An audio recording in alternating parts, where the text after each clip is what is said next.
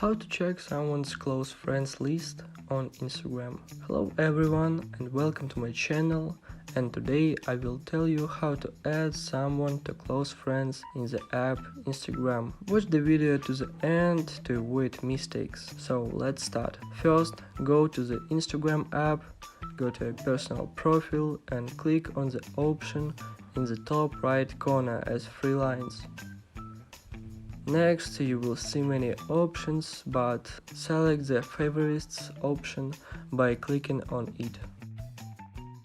Next, we can see a list of our close friends, if available. If you want to create it, then select the people you want to add to the list of close friends and click on the check boxes to add them. In the same way, you can and delete them. On this all. Now you know how to add someone to close friends. Thank you for watching.